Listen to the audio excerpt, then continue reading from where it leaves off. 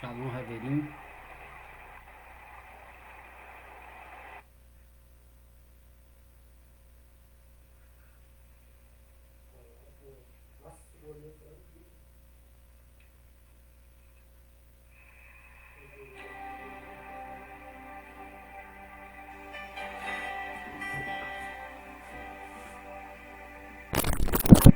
שמך לא נשכח, שמך ייזכר לדור ודור, שמך הקדוש,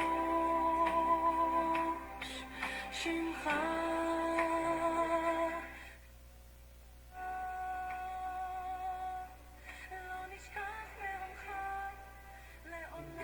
Shalom, Reverinho. Paz para todos. Alatov, boa noite. Vamos estar aí em alguns minutos fazendo aí mais uma live, tá? Vamos estar aí falando sobre este assunto aqui, ó. Já havia dito que eu estaria trazendo um assunto importante e interessante. Infelizmente, alguns o terão por polêmico, tá? Mas isso devido a todo o contexto que tem surgido, que se tem vivido. Como diz Shaul, nada posso contra a verdade, senão só pela verdade. Né? Então, nós vamos estar falando sobre este assunto, essa pergunta, olha. Quem é a esposa ou a noiva do Mashiach? Quem é a esposa ou a noiva do Mashiach? Então, nós vamos abordar sobre o casamento judaico. Existe todo um invólucro escriturístico dentro do costume do casamento judaico no período de Jesus, tá? De Yeshua. E isso não mudou muito. Claro que com o tempo o povo eleito, né, o povo judeu, eles foram acrescentando alguns costumes, a dinâmica do casamento em si. Mas o que eu vou trazer é o contexto cultural do período de Yeshua, tá? Sobre o casamento, tá? E claro que esse casamento ele tem dentro da escritura um grande valor quando a gente conhece a cultura, para a gente entender até mesmo sobre a promessa de Yeshua de voltar para se reunir com o seu povo eleito, tá? Com a sua querelá, ou com a sua etá, a congregação ou assembleia, vamos dizer assim, que é a forma do hebraico que o grego traduziu para eclésia, tá? Não dá mais nada menos. Mas antes de entrar dentro do conceito puramente dito sobre o casamento judaico no período de Jesus e toda a sua representatividade sobre a sua vinda, sobre quando ele se manifestou no seu período e a promessa da sua vinda, tudo está relacionado, tudo está dentro da figura do casamento judaico, tá, gente? Isso é fato. A gente precisa conhecer a cultura para conhecer a escritura. Então, para eu interpretar alguns textos, algumas temáticas da Bíblia, eu preciso entender a cultura. Então, se eu não entender a cultura, o que eu farei? Eu farei um anacronismo. Eu vou pegar algo aqui do nosso costume, da nossa cultura, que seja ela brasileira, americana, europeia, que seja, e colocar no contexto bíblico. Aí não dá certo. Isso aí você acaba gerando uma exegese. Aí você vai colocar uma coisa no texto que o texto não está falando. Então você precisa fazer uma exegese. Você tem que extrair do texto, tirar do texto que ele está falando, e não colocar no texto o que ele não está falando, tá? É o que muita gente tem feito. Mas antes de abordar esse assunto, eu quero trazer primeiro, para a gente adentrar nisso que eu estou dizendo, a gente precisa primeiro entender sobre uma certa doutrina que não é bíblica, mas alguns textos bíblicos foram mal interpretados, e aí no período da história da igreja surgiu-se essa doutrina, tá? Que é a doutrina da substituição. Então essa doutrina, ela vai partir do pressuposto de uma outra doutrina, que é o dispensacionalismo. Aí com o dispensacionalismo surge mais uma outra doutrina. Então é uma coisa surgindo após a outra. Aí a gente tem que fundamentar tudo dentro da escritura para saber se aquilo é verdadeiramente bíblico ou não, tá? Então primeiro a gente tem que entender essa questão de doutrina da substituição. Para algumas pessoas talvez possa ser novo essa expressão. O que é isso? É quando nós aprendemos que a igreja, ela tomou o lugar de Israel, ou seja, ela substituiu Israel e a graça substituiu a lei. Então, basicamente, a doutrina da substituição é esse parecer. Mas eu quero dizer para você que isso não é verdade. Isso não é fato. O próprio Eterno falou que se os céus deixarem de existir, se a chuva deixar de cair, então Israel deixará de ser o seu povo, né? Então a Bíblia vai dizer que Deus, ele vai dizer que ele nunca rejeitará o seu povo para sempre. Então Deus não rejeitou o seu povo é que rejeitou. Mesmo assim, Deus não rejeitou. Então você vê isso mais claro quando você lê o livro do profeta Oséias, tá? Que no hebraico será Yehoshua, que é Oséias, o profeta Oséias. Então, o que aconteceu com o profeta Oséias era Deus simplesmente falando como que Israel se comportava para com ele.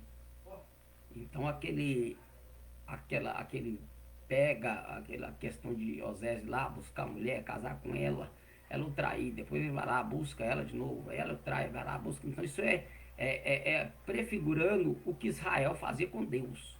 Então Deus insistindo no seu amor para com Israel, e Israel sempre abandonando a Deus. Mesmo assim, Deus nunca abandonou o seu povo. Israel nunca deixou de ser nação, nunca deixou de ser povo, ele mingou.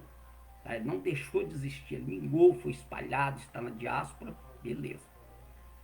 Mas isso aí é outro contexto, então eu não vou explicar isso tudo agora, mas que eu quero ir para o básico dessa doutrina da substituição é dizer que, em fato, isso não é bíblico, tá, gente? Sinto muito você que não vai concordar comigo, mas isso não é bíblico, tá? O problema é que a gente aprendeu a enxergar com os óculos dos outros, e tudo que nos foi dito, que nos foi ensinado, isso virou como se fosse uma lei. Então você nunca pode questionar aquilo que você aprendeu, porque é lei, porque todo mundo acredita assim, então você está errado se pensar diferente. Não. Nós temos livre acesso a informações, nós temos liberdade de pensar, de examinar, então ninguém pode te privar de pensar. Então, quando uma pessoa é privada de pensar, essa pessoa se torna um escravo. O escravo, ele não tem direito a pensar, ele não tem direito a argumentar, ele não tem direito a nada, a fazer só o que o seu senhor manda, tá? Então, infelizmente, tem muita gente que se tornou escravo de certos ensinamentos doutrinários teológicos infundados, e até mesmo conceitos denominacionais infundados. Aí a pessoa se tornou escrava, ela não tem o direito de questionar nem de pensar. Se ela questiona e pensa, ela é riscada do meio, ou colocada de lado, tá? Infelizmente isso é fato, verdade, tá? Então, de antemão, eu vou indicar aqui um livro, como eu estou com o slide aberto, eu não sei, no Facebook provavelmente a minha imagem não vai aparecer, então não tem como te mostrar. Esse livro é um livro baratinho, foi lançado agora pelo professor Leonardo Andrade, tá? Ele é um pastor assembleano, tá? Acadêmico assembleano. Ele lançou um livro chamado como Costumes e Tradições Bíblicas. Livro de Costumes e Tradições Bíblicas. Ele vai falar só de cultura bíblica, tudo que era no período de todos os assuntos. Um dos assuntos que ele vai abordar lá é o assunto do casamento. Como que era realizado o casamento judaico naquele período de Jesus e como ele é hoje, tá? Então ele vai trazer, abordar. Então eu estou te indicando um livro de um pastor assembleano. Não estou te indicando presbiteriano, livro meu, livro de fulano, não. Estou te apresentando de um pastor assembleano, tá? Ele fala que ele é assembleano, ele não deixa de falar, mas ele traz muita coisa ali que se um assembleano falar, ele é arriscado, né? Não arriscaram ele porque ele até foi tirado fora de um outro contexto, mas ele continua ali no ramo denominacional, vamos dizer assim, nessa ramo denominacional, mas ele continua suas pesquisas, seus trabalhos. Então quando você vê o que ele fala nos livros que ele tem escrito, então você fica meio assim, você nem dá crédito de ser um assembleano, um pastor assembleano. Claro que ele não é um pastor presidente, ele não é um pastor de campo, ele é um teólogo, mas não deixou de ser alguém que está dentro da denominação da Assembleia de Deus. Isso é fato, ele mesmo diz isso, tá? Mas ele tem escrito para vários institutos teológicos. Atualmente ele está escrevendo para o Instituto Teológico Logos, tá? O ITL, o Instituto Teológico Logos. Então, ele está escrevendo atualmente para esse instituto, tá? E ele vai abordar esse assunto também ali, tá? No seu trabalho. Então, o que eu vou expor aqui não é algo que eu inventei, foi pesquisas que eu fiz, não só de livro dele, mas de outros livros também, de costumes e tradições bíblicas, né? Então, vários materiais, tá?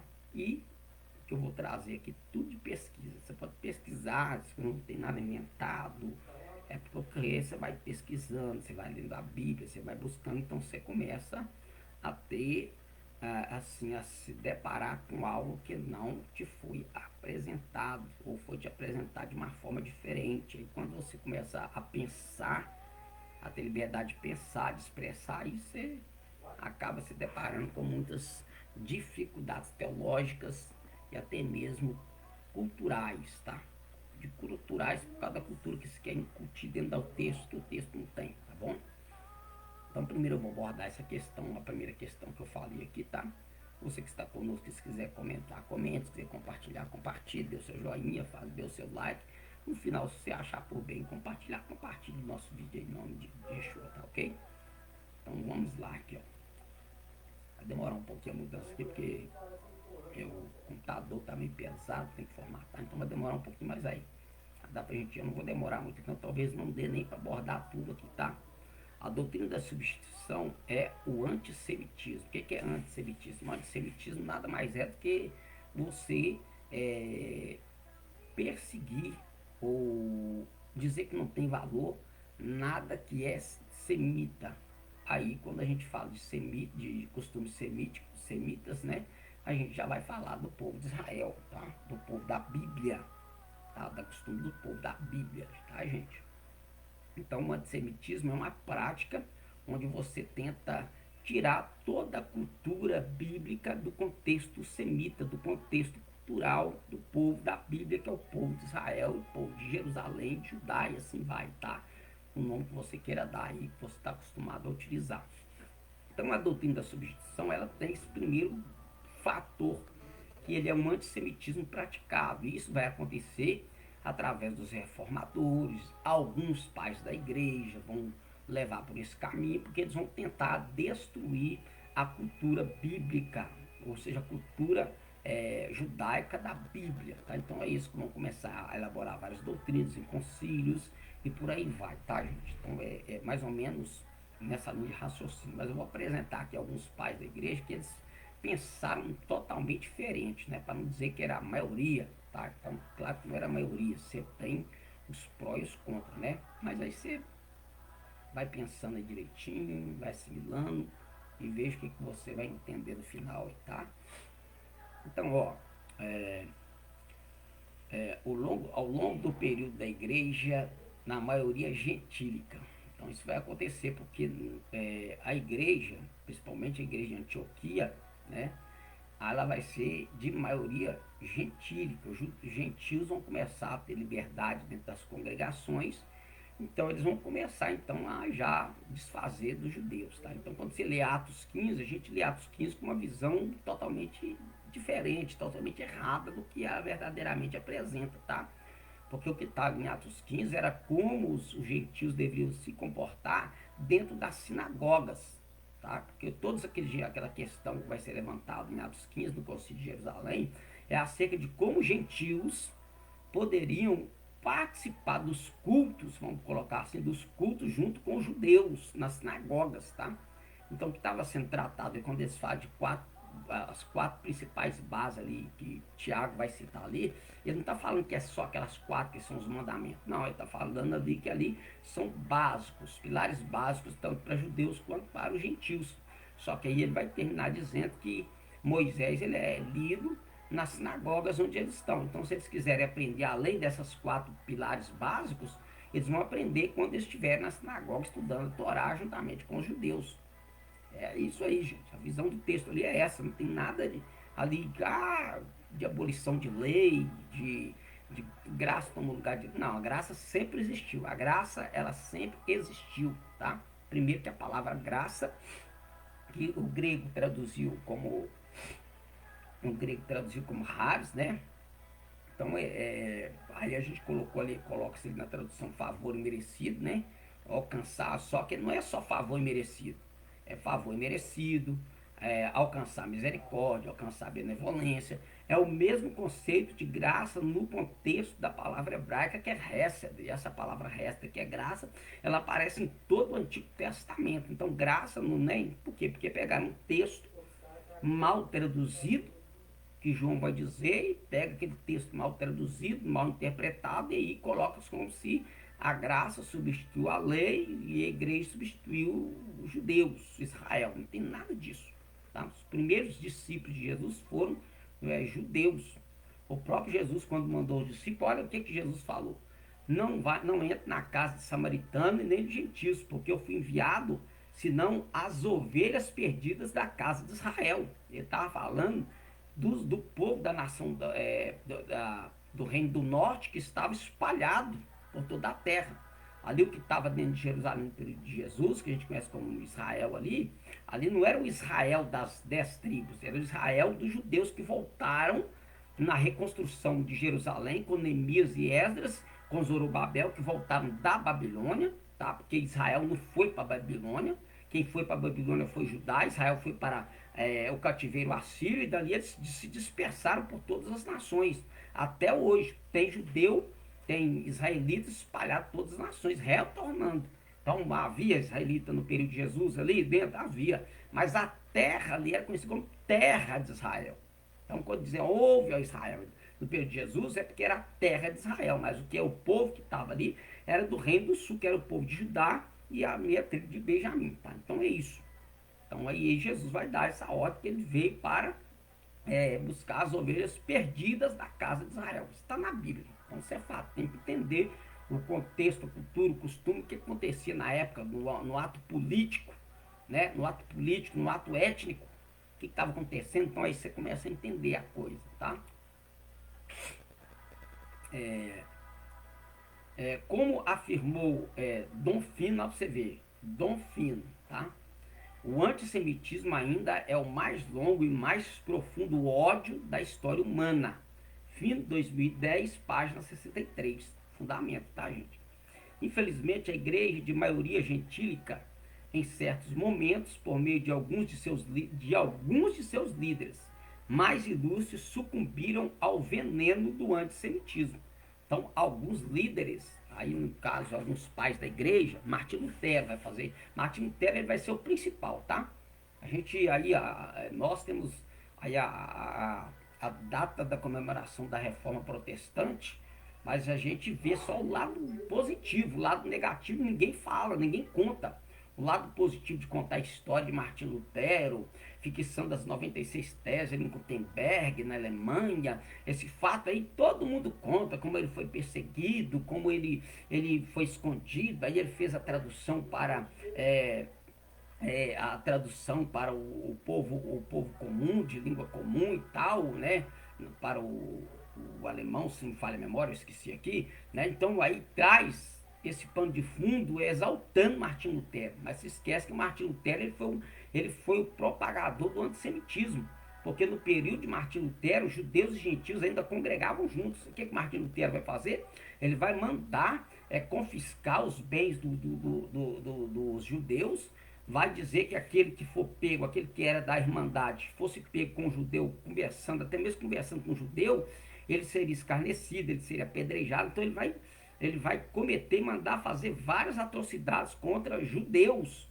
É um antissemitismo. O próprio, isso é histórico, tá, gente? Você pode pesquisar, não estou inventando isso não. Tá? Sabe quem foi que louvou Martim Lutero por essa forma de agir? Hitler.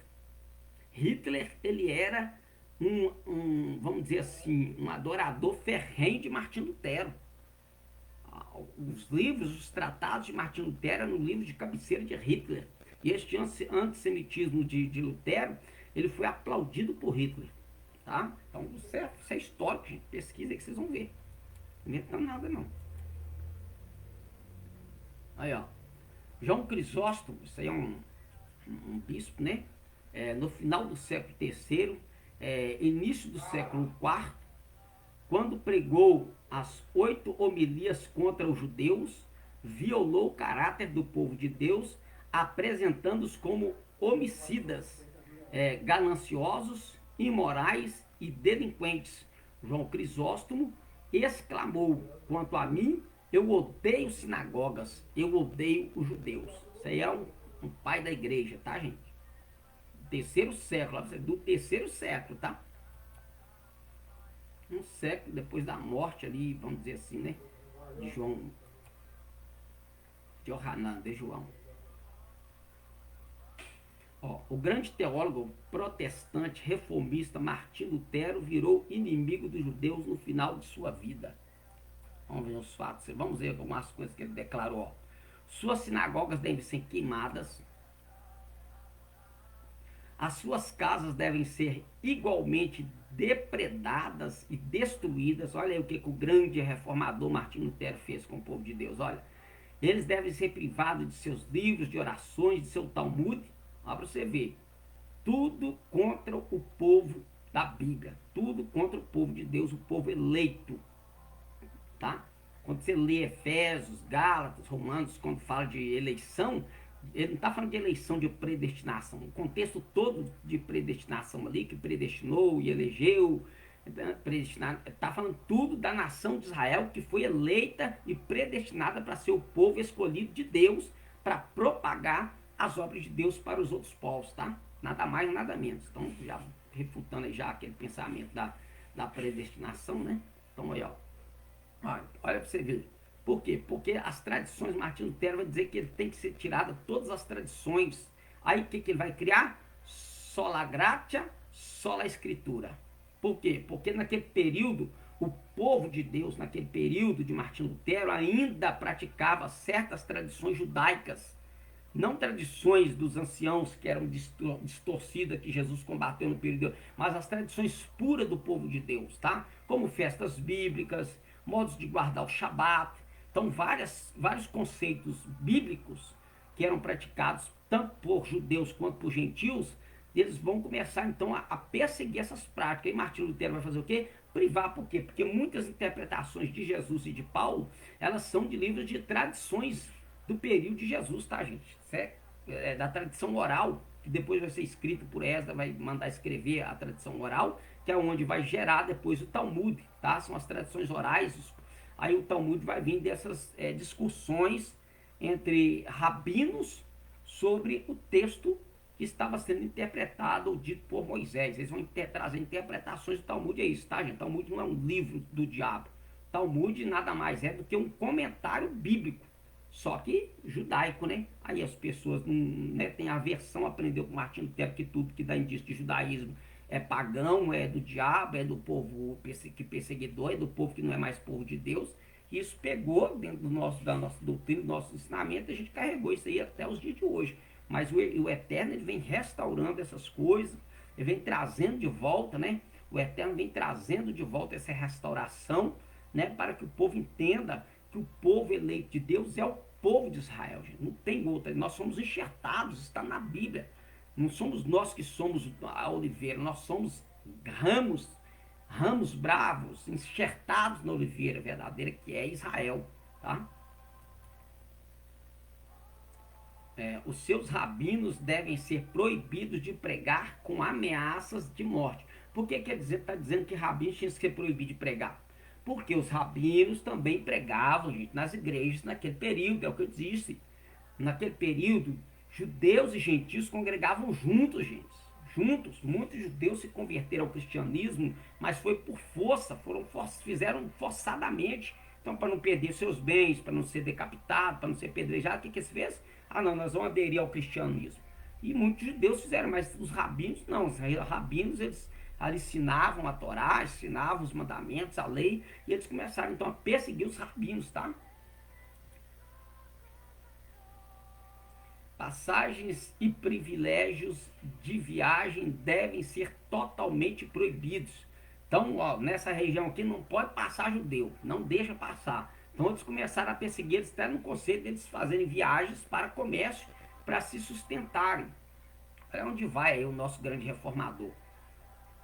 Deixem o jovem judeu e a jovem judia trabalhar com o mangual, o machado, a enxada, a pá, a roca e o berilo. Deixem-nos ganhar o seu pão com o suor de seus narizes. Olha para vocês verem a atrocidade, o mal causado pelo grande reformador Martinho Lutero, tá? Essa parte aqui, gente, ninguém fala disso aqui quando está comemorando a reforma protestante. Ninguém aponta esse lado de Martinho Lutero. Só exalta Martinho Lutero, ele praticamente se tornou um Deus, né? Se tornou, às vezes, vamos dizer assim, né? Claro que diante de Deus, homem a homem, tudo é igual. Se tornou até maior do que Paulo, até maior do que Shaul, que trouxe todo o ensinamento do Mashiach, né? Todo o ensinamento do Mashiach, todas as tradições que ele utilizou para elaborar as suas, vamos dizer, seus ensinamentos para poder combater heresias do gnosticismo, heresias até mesmo de alguns judeus radicais que queriam que os gentios se circuncidassem. Gente, todas as vezes que Paulo está tratando sobre lei, ele está tratando sobre circuncisão. Nada mais, nada menos. Nunca tratou sobre contra Shabat, nunca tratou contra festas bíblicas, nunca tratou contra tradições bíblicas, não. Tudo que ele tratou nas suas cartas foi contra a circuncisão dos gentios, tá? Dos gentios. Tanto é que você vai ver que por causa da perseguição, como Timóteo, ele era de mãe judia e de pai grego, para Timóteo ser aceito no meio dos judeus, como um judeu verdadeiro. Por quê? Porque para você ser um judeu de raiz naquela época, você tinha que ser de mãe judia. Se você fosse de pai, descendente de um pai judeu e de uma mãe gentílica, você não era reconhecido como judeu de raiz. Era só quando você vinha do ventre de uma mulher judia, aí o cara podia ser um romano, um pagão, um grego que fosse. Que foi o caso de Timóteo, que era de pai grego e de mãe judia. Aí o que Paulo fez? Então, para ele ser aceito dentro das sinagogas, depois ser aceito como obreiro, ele precisou se circuncidar. Como é que pode Paulo falar contra a circuncisão e depois apoiar a circuncisão? Será que ele está se contradizendo? Não, gente. É cultura e costume do povo. Então, o que ele tratava contra a lei, e todas as vezes que você lê Paulo falando contra a lei, supostamente, né, falando contra, porque é uma suposição, que é uma tradução, uma exegese mal feita do texto, ele está tratando sobre circuncisão. Então, presta atenção nos textos. Olha, Gerhard, um alemão estudioso do Novo Testamento, publicou um livro em 1933 sobre a questão do judeu. Olha aqui para vocês verem uma coisa, como é que a coisa não é assim, é um puxando para o lado, outro puxando para o outro. Tem gente que defende, tem gente que entendeu em 1933, tem gente que entendeu a questão da perseguição, entendeu a questão de que Israel não deixou de ser povo de Deus, e tá. Vamos, a gente vai ler isso daqui a pouco, ó. A questão dos judeus, seu conselho, quem eles deveriam aceitar qualquer discriminação, e difamação, visto que são cidadãos de segunda classe cujo destino é vagar inquietamente e sem teto sobre a face da terra. Aí nós temos Apud Fino, né? Apud Fino, 2010, página 69 a página 70. Tá? Então, onde ele vai tratar sobre esse teólogo aqui que vai entrar nesse caminho de Martinho Lutero. Mas daqui a pouco você vai ver em defesa, né, um grande, vamos dizer, pai da igreja, mas na verdade eram sacerdotes católicos, né? Que é o que Martinho Lutero era, tá, gente? Martinho Lutero nunca quis sair do catolicismo, tá, gente? Ah, mas a reforma aconteceu, mas a intenção de Martinho Lutero não era sair do catolicismo, era que o catolicismo deixasse as práticas de indulgência. As 95 teses que ele vai escrever são contra as indulgências que estavam sendo cobradas do povo pobre, é contra isso. Como ele viu que eles não, se o clero tivesse aceitado a teologia dele de não continuar com aquela prática, ele teria continuado sacerdote católico, tá? Ele não seria um proclamador de reforma, coisa nenhuma. Então, como ele não foi aceito, aí ele continuou levando seu pensamento e acontece a reforma protestante. Mas o desejo dele nunca foi de deixar ser sacerdote católico. Tanto que a gente está vendo aí a aversão que ele tinha contra o judaísmo, contra os judeus. Não só o judaísmo, mas os judeus, tá? Vamos ver, ó, Agostinho, o papel do judeu na história. Olha o que Agostinho diz, olha. Agostinho de Hipona, tá, gente? Como comenta Feldman, Agostinho de Hipona em muitos sentidos, um dos maiores entre os pais da igreja. A dimensão de sua obra e a longevidade de sua influência perpassa toda a história da igreja, ressoando até na dissidência luterana e calvinista do século XVI.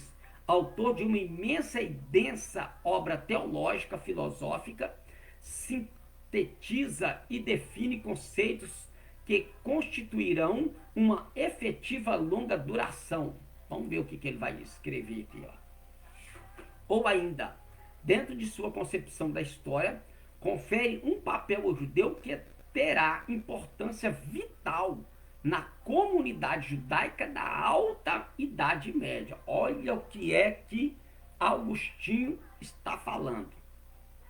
A sua forte identidade teológica com Paulo fez com que ele adotasse certa dose de ternura aos cegos e teimosos judeus. Agostinho não utiliza a agressiva terminologia e nem incide na satanização dos judeus, como fizera João Crisóstomo. Então, a visão que Agostinho de Hipona tinha acerca dos judeus é totalmente diferente da visão que Martinho Lutero tinha, que João Crisóstomo tinha, que Calvino tinha. Era uma visão, ele tinha uma visão de que a cultura, de que o povo judeu era um povo que eles trouxeram um grande benefício para a propagação da palavra de Deus, do costume da Bíblia, tá?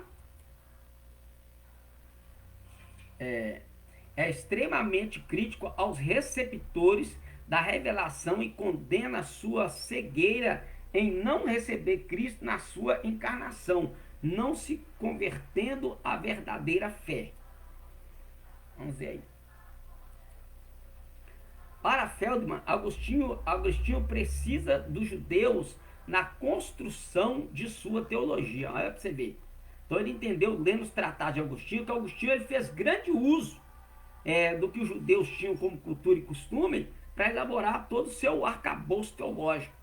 Para Agostinho e para a cristandade, a condição do povo judeu de receptor da revelação contida no Antigo Testamento era a condição sine qua non para validar o Novo Testamento. Então Agostinho ele tinha a visão de que o Novo Testamento ele só poderia ser entendido a partir da leitura do Antigo Testamento. É o que está escrito aqui, gente. Isso é pesquisa, isso não é, eu não estou inventando isso. Tá? Então nós temos aí citações, né? Nós temos aí fontes teológicas, tá? De onde que está sendo tirado isso. Então a visão que Agostinho tinha era que se para eu entender o Novo Testamento, eu tinha que ir para o Antigo Testamento. E é assim que acontece. Então, Agostinho, que é chamado como Santo Agostinho de Hipona, a visão que ele tinha dos judeus era uma visão totalmente diferente, distante da visão que João Crisóstomo e que Martinho Lutero tinha acerca aí do povo judeu e do como eles entendiam as escrituras, tá? Então, as previsões ou profecias contidas na Bíblia hebraica eram o trailer da vinda de Cristo. Sem o primeiro andar judaico do Antigo Testamento, não haveria o prédio cristão. Ou seja, a exegese cristã concebia uma continuidade dos dois testamentos, tá vendo? Então, o Antigo Testamento, conhecido como Antigo Testamento, que de antigo não tem nada, isso foi criado, né, pelo um pai da igreja também, essas terminologias, Antigo Testamento e Novo Testamento, para quê? Para fixar aquela ideia, para ajudar aquela ideia, corroborar na ideia de que o Novo Testamento substituiu o Antigo Testamento. Ah, pastor, mas lá em Hebreus está escrito que são sombras das coisas futuras. Aí eu te faço uma pergunta. Quando o escritor aos Hebreus está falando que são sombras das coisas futuras, ele está falando de quê? Ele está no tempo presente, usando a fala dele no tempo presente, lê o texto, olha a interpretação gramatical do texto, que você vai entender. Ele está falando de coisas do Antigo Testamento, ele está falando de Abraão, de Melquisedeque, ele está falando de sacerdócio, ele está falando do templo, ele está falando dos utensílios do tabernáculo, ele está falando de tudo isso apontando para o Mashiach, para Cristo. Aí depois eles aqui são sombras da coisa futura. Mas que coisa futura que ele está falando? Você está falando de algo para um povo ali no presente, em que está se desenvolvendo o Novo Testamento. Aí ele está usando um termo escatológico, falando da Nova Jerusalém. O que estava apontando ali, apontando para a Nova Jerusalém, que o Novo Testamento dá essa ideia também. Entendeu? Então você tem que entender essa interpretação exegética e hermenêutica para entender que essa falácia não tem fundamento. Não tem fundamento. Anular, então não haveria, beleza. Inúmeras passagens dos profetas judaicos são consideradas previsões da encarnação de Cristo. Anular a revelação da lei mosaica e das profecias contidas na Bíblia hebraica seria desmontar o cristianismo. Tá vendo? Então, para eu ser um adepto da crença do cristianismo, eu preciso aceitar a lei, eu preciso compreender a lei mosaica. Se eu não compreendo a lei mosaica, eu não compreendo a questão de cristianismo. Claro que o cristianismo aqui, a terminologia de cristianismo, ela vai surgir em 325, no Concílio de Nicéia, com o Constantino e o papado. Essa terminologia cristianismo surge ali, tá? Até então era congregação ou seguidores do Mashiach, de Jesus e tal, tá? Agostinho teve de inserir os judeus na sua concepção religiosa histórica, vistos serem antecessores à fé cristã. Aí aqui a fonte bibliográfica, a Putfeldman, 2008. Agostinho nunca propôs a destruição dos judeus. Ele concilia a política com a fé ao adequar ambas. Feldman, 2017, páginas 155, 157. Então, isso aqui é pesquisa, isso aqui é fundamento, pesquisa, tá tudo aí, as fontes bibliográficas, tá? No final não vai ter, já tá tudo aí contido aí. E estou falando isso tudo aqui, gente, para gente chegar na pergunta lá que eu fiz no começo do slide, tá? Então, preciso entender isso aqui primeiro, para depois eu entender o que eu vou abordar sobre casamento no Novo Testamento, e qual que era a ideia que se tinha ali, né, dentro do contexto da manifestação de Yeshua e do seu retorno, tá?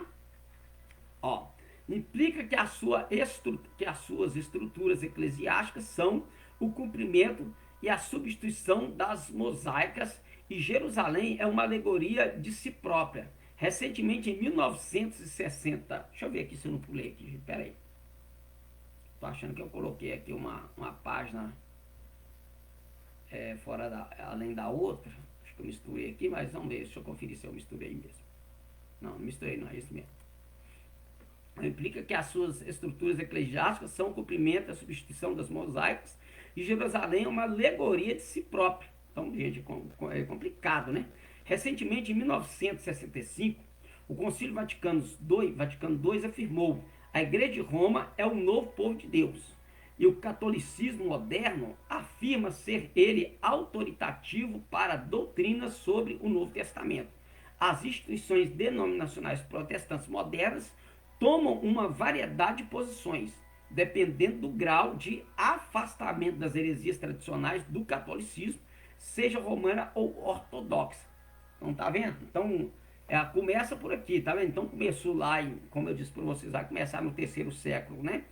Com Constantino, e o Vaticano II, o Concílio Vaticano II, vai em 1965, ele vai começar a trazer também essa ideia de que o próprio catolicismo ele tomou o lugar de povo de Deus.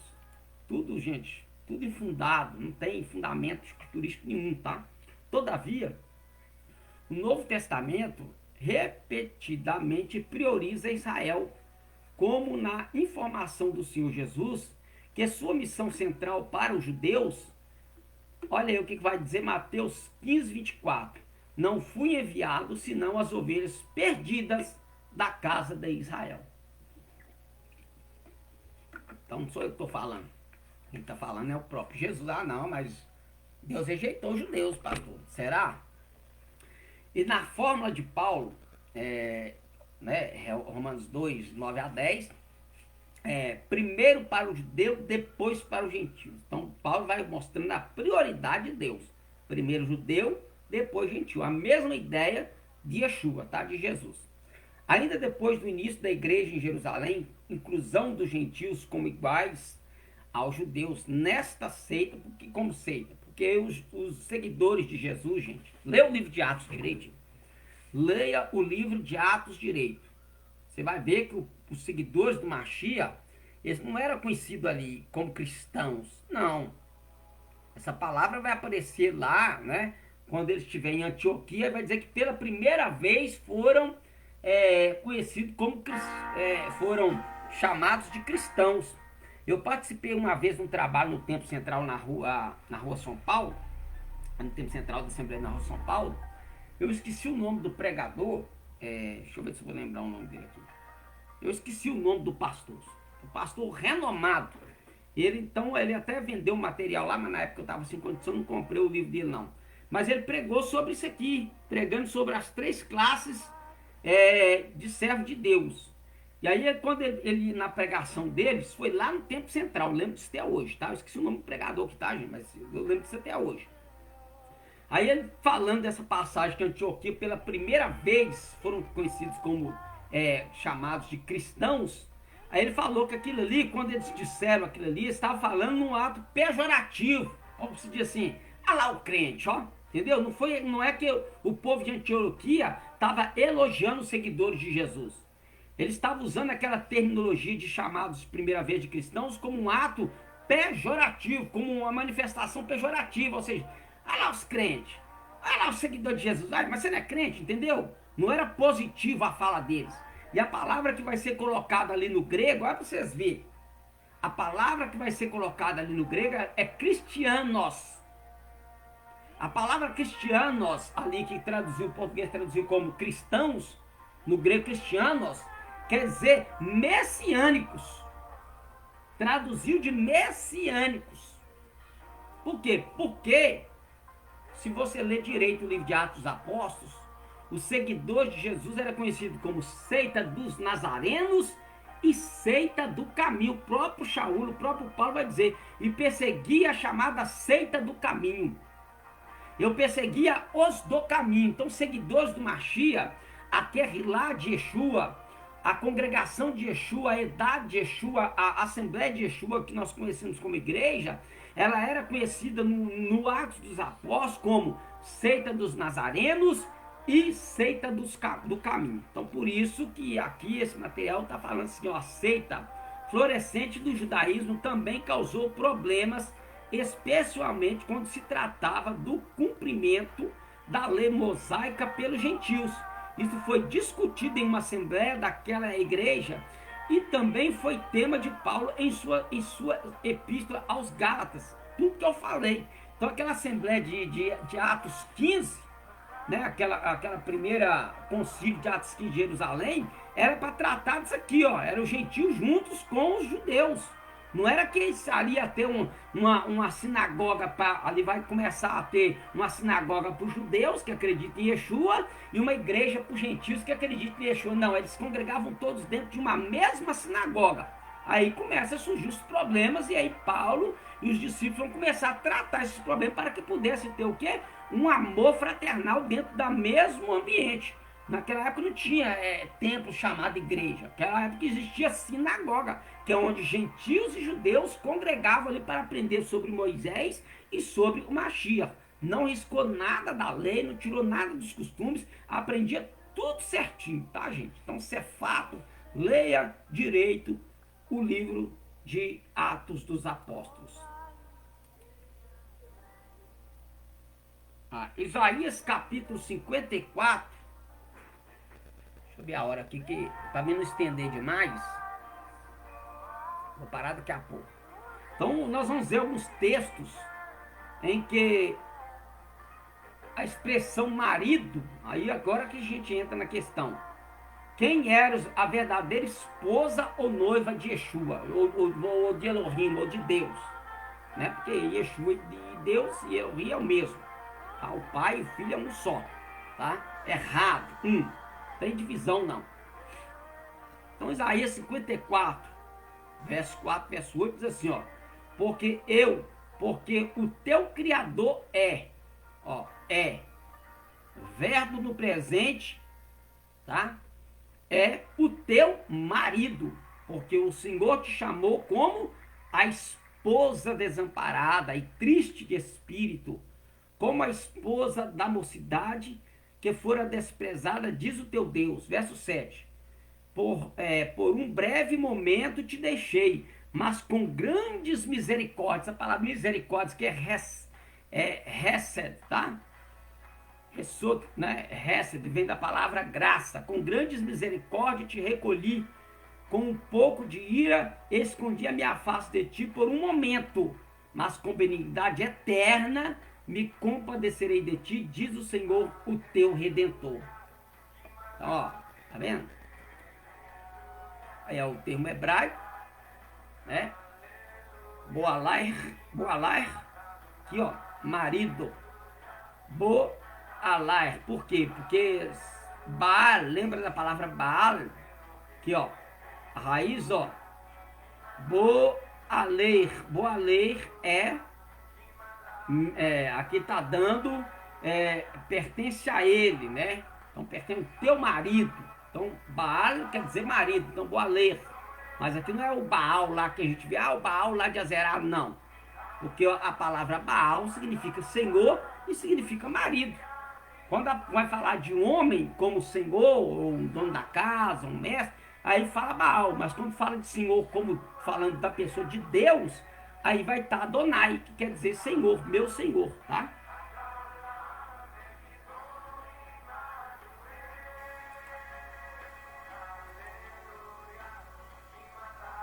Há passagens, 2 Coríntios capítulo 1, 2, Efésios 5, 23, 22 a 33, que fazem apenas uma analogia, uma comparação entre a pureza e a submissão que uma igreja local e a cada de seu membro devem ter para com o Mashiach, com Cristo, comparando-a como a pureza e a submissão que uma noiva esposa deve ter para com seu noivo esposo. Mas não há em toda a Bíblia nenhum verso que explicita, direta, clara e inquestionavelmente afirme que a igreja é o verbo ser, o verbo presente, a noiva. Então aqui ele está falando, é uma analogia que Paulo está usando nesses dois textos de comparação, tá? Não dizendo que é de fato, não existe o termo mas é comparando como por exemplo, Efésios 5, né? Como o marido, como Cristo se entregou, pela igreja, se entregou, como ele se entregou. Então, a comparação, como Cristo se entregou, deve os maridos também entregar a sua vida pelas suas mulheres. É uma comparação, ele não está afirmando que está usando um termo comparativo. Segundo aos Coríntios 11, 2, porque estou zeloso de vós com zelo de Deus. Essa palavra zeloso aqui no grego, ela aparece com ciúmes, como ciúmes, tá? De Deus. Porque vos tenho preparado para vós, para vos apresentar como uma virgem. Não apresentar uma virgem, é comparação a um marido, a saber, Cristo. Então, analogia comparativa que Shaul vai usar, que Paulo vai usar, né? Isaías, por quê? Porque a verdadeira esposa e noiva do Mashiach é Israel. Isso é inquestionável. Nunca mais te chamarão desamparada, nem a tua terra se denominará desolada. Mas chamar-te-ão Efizibá e a tua terra Beulá, porque o Senhor se agrada de ti e a tua terra se casará. E a tua terra se casará. Isaías capítulo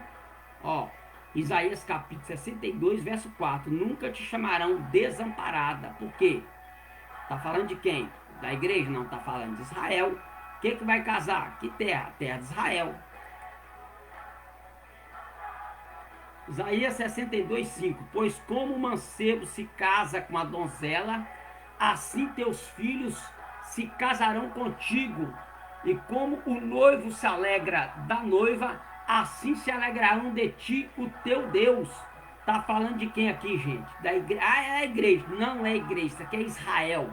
Lê o contexto. É Israel, é comparativo a Israel, não a igreja.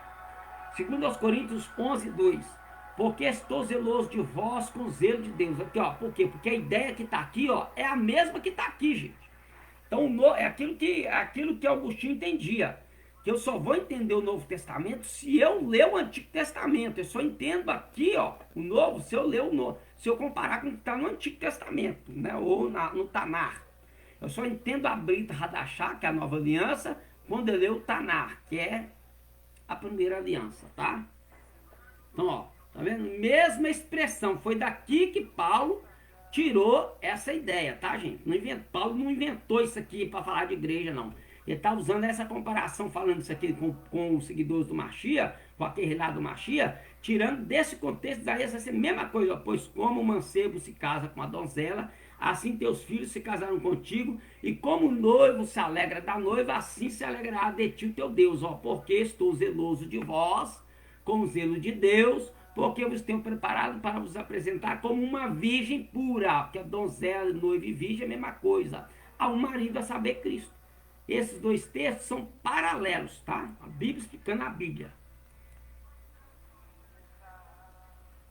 Jeremias 3,14. Voltai, ó filhos pérfidos, diz o Senhor, porque eu sou como esposo para vós, e vos tomarei a um de uma cidade e a dois de uma família, e vos levarei a Sião.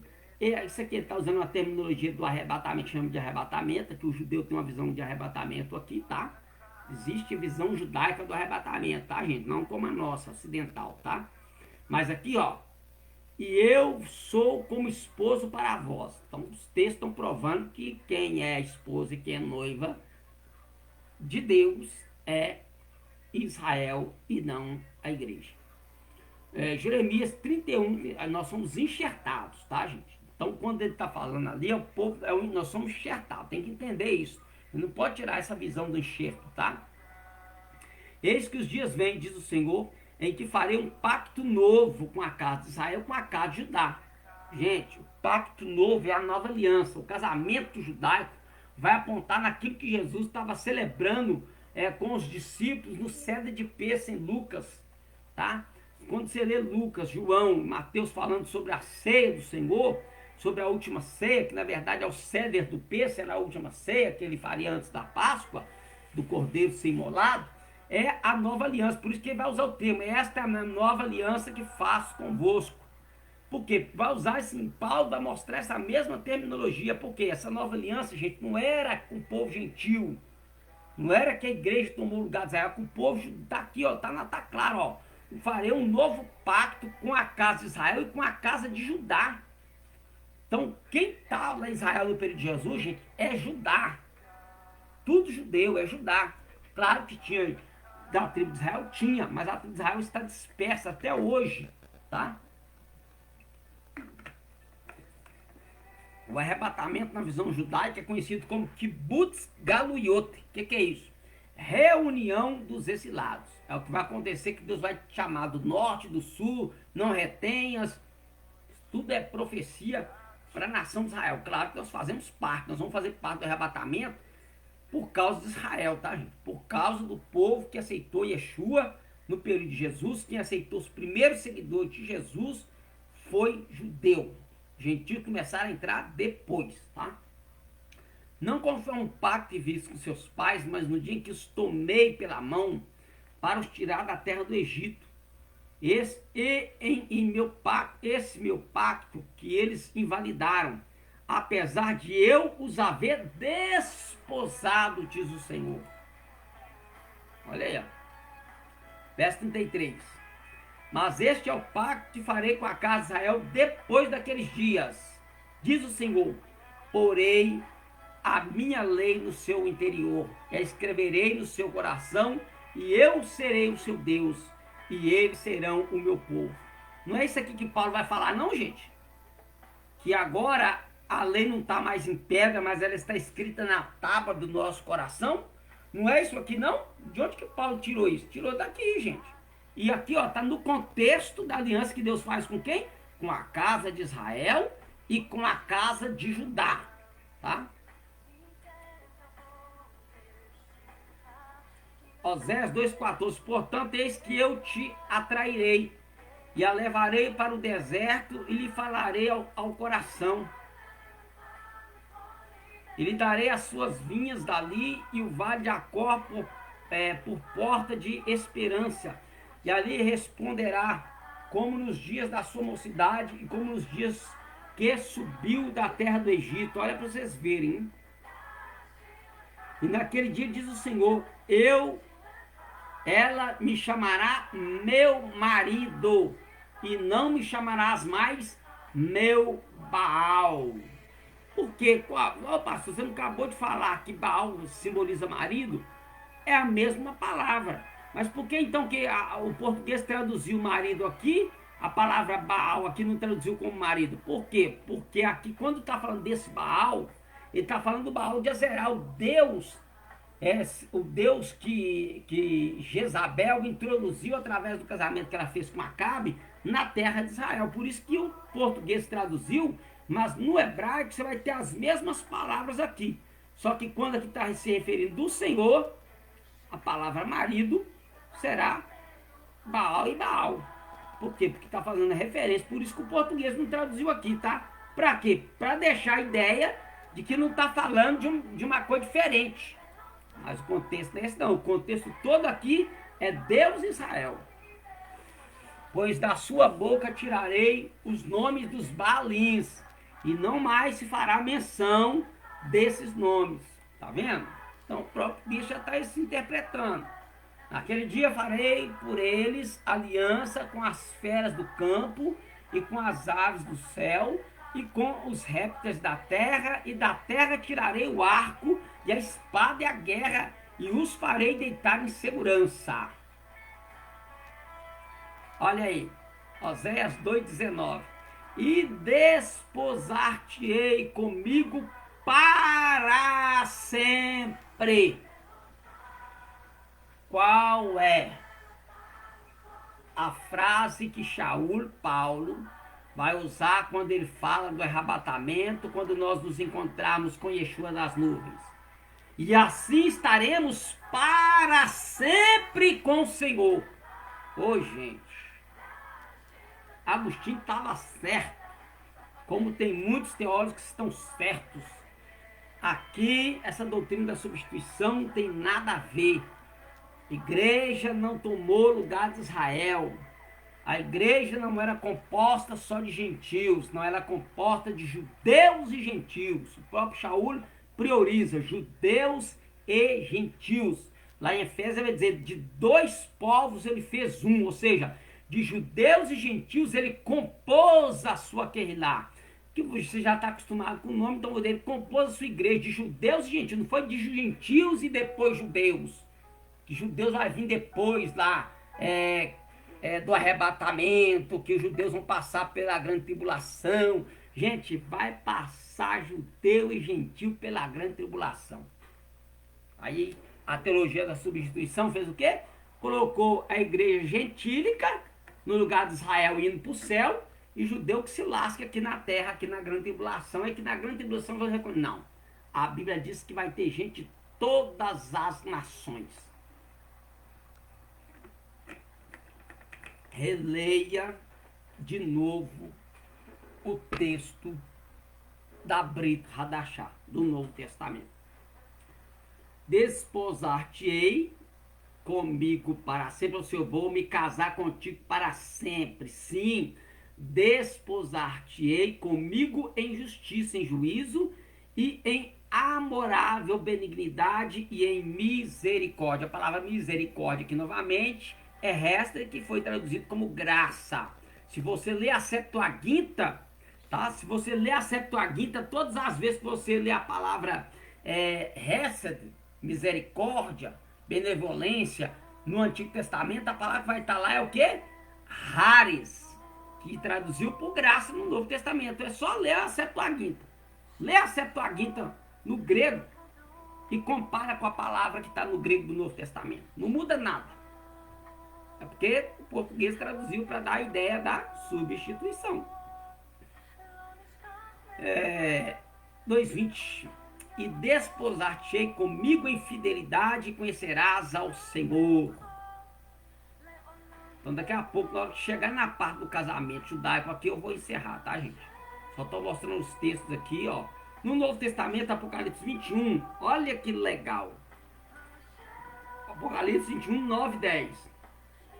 Descrevendo o estado eterno depois do julgamento do grande trono branco e da criação do novo céus e nova terra, quando a bendita cidade está descendo dos céus para aterrissar e ficar eternamente sobre a terra, declara explicitamente que a noiva é, verbo presente imperativo, a noiva é a santa cidade, a cidade da Nova Jerusalém. A Nova Jerusalém é a igreja. Peraí, é Nova Jerusalém ou é a igreja? Ah não, Pedro diz que nós somos o novo Israel de Deus. Onde que Pedro falou isso? Que gentil é novo Israel de Deus?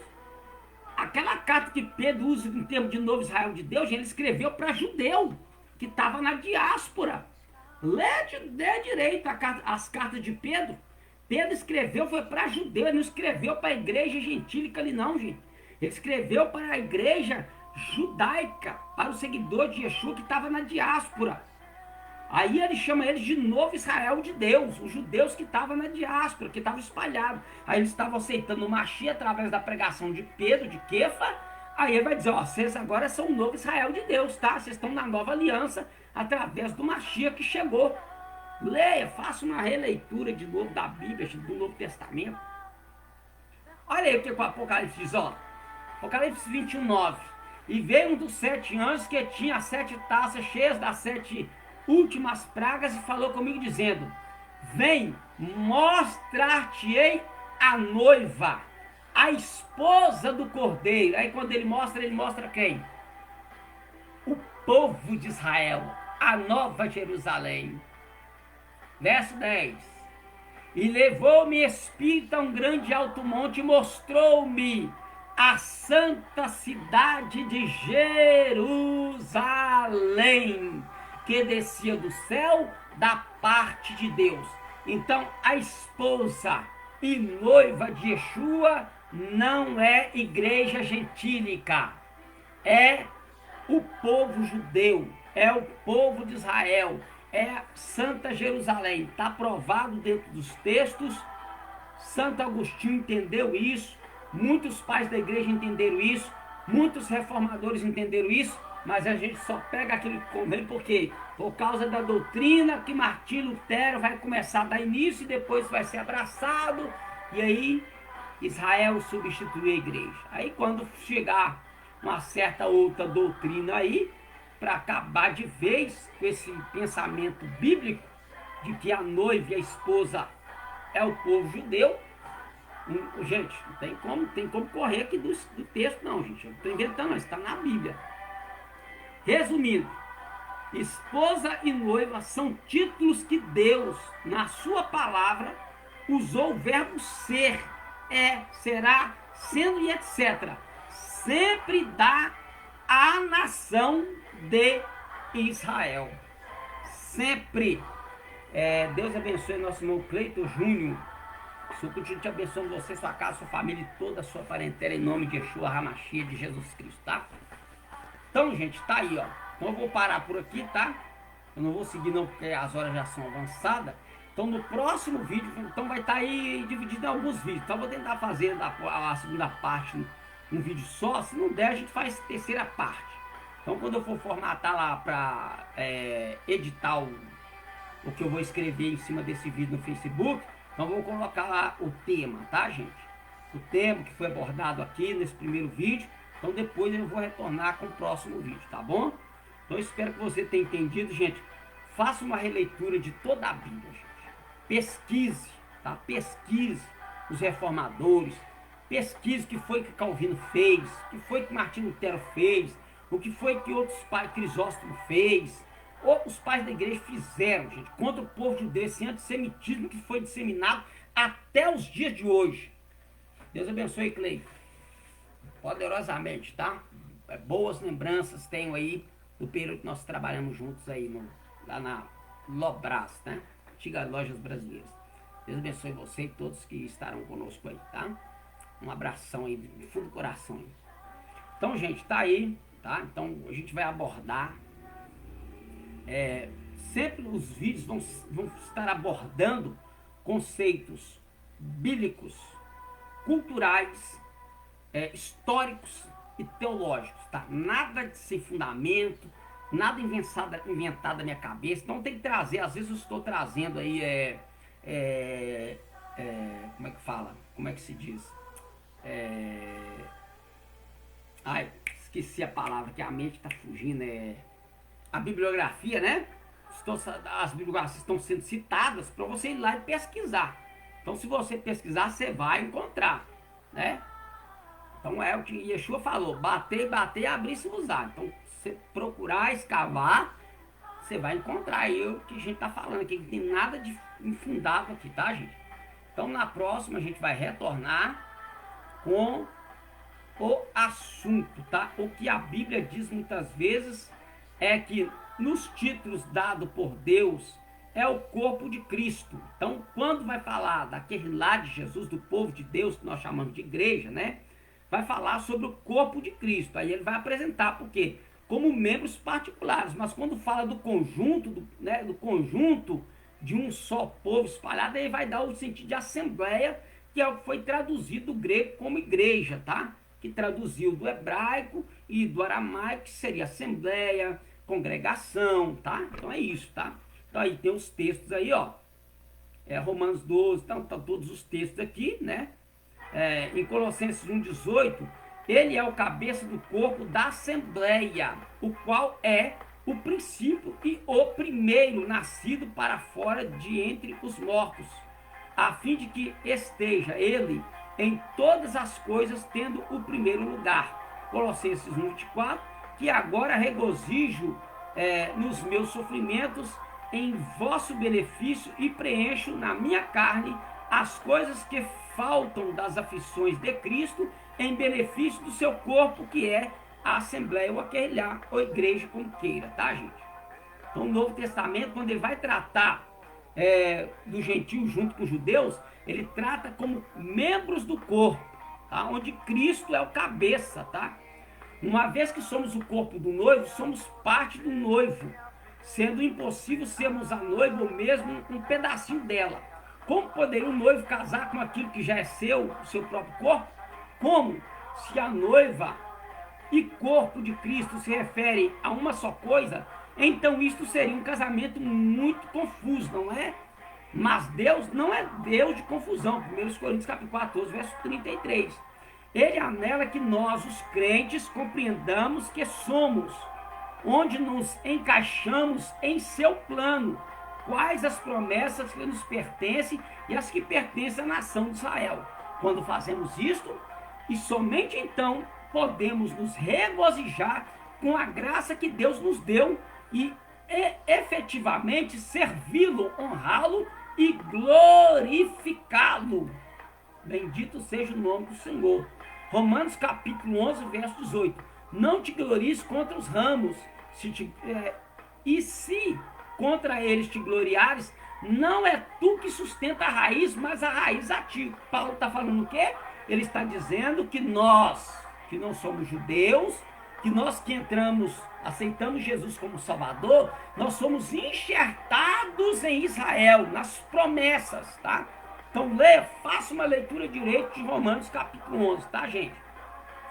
Romanos 11, 19. Dirá então, os ramos foram quebrados para que eu fosse enxertado? Romanos 11, 23. E ainda eles, se não permanecerem na incredulidade, serão enxertados, porque poderoso é Deus para os enxertar novamente. Aí fazem uma leitura errada desse versículo, dizendo, tá vendo, pastor? Aí está falando que o povo de Israel deixou de ser o povo eleito e que agora eles vão de novo ser enxertados. Mas será que é isso que o texto está dizendo, gente? Será? Vamos ver aqui direito, vamos entender. Neste texto mostra duas classes de enxertados, duas. Os judeus que ainda não reconheceram Jesus como Messias e os gentios que o reconheceram. Lê o texto de Romanos direito. Ele está falando duas classes de enxertados, judeus e gentios. Judeus que estão no judaísmo antigo, que não reconheceram Jesus como Salvador, e de gentios que ainda não reconheceram. Então são essas classes. Mas aí o que ele vai dizer? Presta atenção. Logo, a oliveira mencionada aqui é o povo judeu, que já reconheceram o Mashiach, que é a sua congregação, Kehilá Edad, que foi traduzida pelo grego como igreja, eclésia, assembleia, congregação. Deus abençoe nosso irmão João Anderson, toda a sua casa, a sua família, em nome de Yeshua HaMashiach. Tá vendo, gente? Leia de novo, faça uma releitura, mas lê sem aquela coisa pré-estabelecida, aquele preconceito. Faça uma releitura e veja se o que eu estou falando aqui, se tem fundamento bíblico ou não, se tem fundamento teológico ou não, se tem fundamento histórico ou não. Então julgue por aquilo que você vai ler, ouvir e pesquisar, tá? Por isso que Jesus falou, examinai as escrituras, porque vós cuidais ter nela a vida eterna, e são elas que de mim testificam. Aí tem gente que não entende o que Jesus está falando, acha que Jesus está falando das escrituras como se fosse de Gênesis Apocalipse. Não, gente, não existia no período de Jesus Novo Testamento, tá? Não existia. As escrituras que Jesus está falando é do Antigo Testamento, tá? É do Antigo Testamento. Ele mesmo vai dar uma lista de como era o Antigo Testamento, tá? Porque de mim está escrito, para ver o que foi escrito de mim, na lei de Moisés, nos salmos e nos profetas. É a divisão, gente.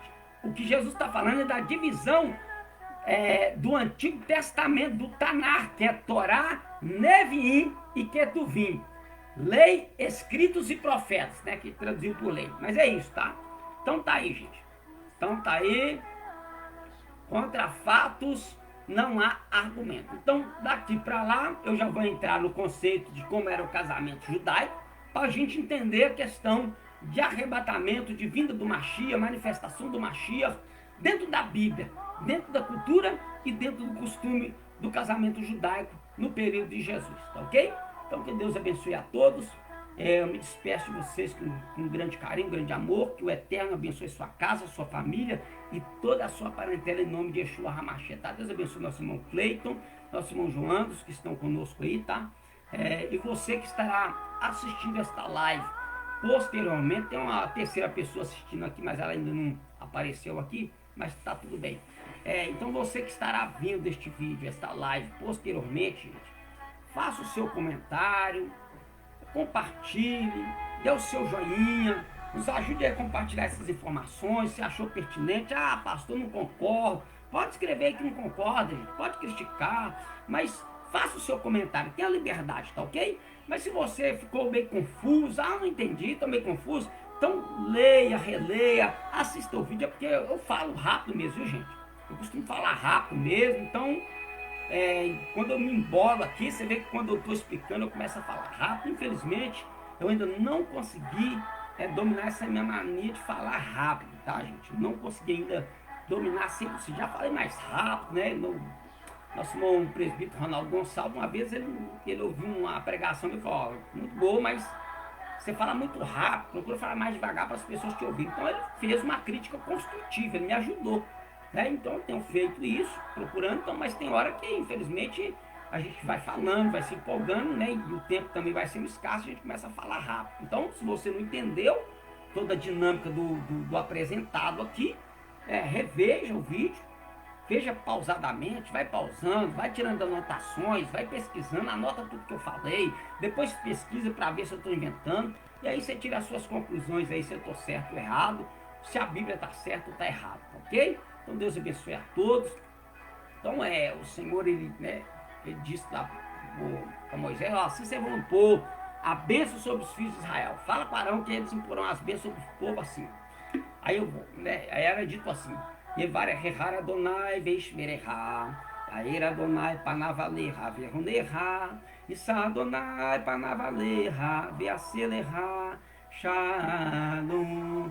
Que o Senhor te abençoe e te guarde, que o Senhor faça resplandecer o rosto sobre ti e tenha misericórdia de ti. Que o Senhor sobre ti levante o seu rosto e te dê a paz. Amém? Que o Senhor abençoe a todos em nome de Yeshua HaMashiach. Shalom, shalom, lehitraot, lailatov. Então, paz. Até a próxima e boa noite.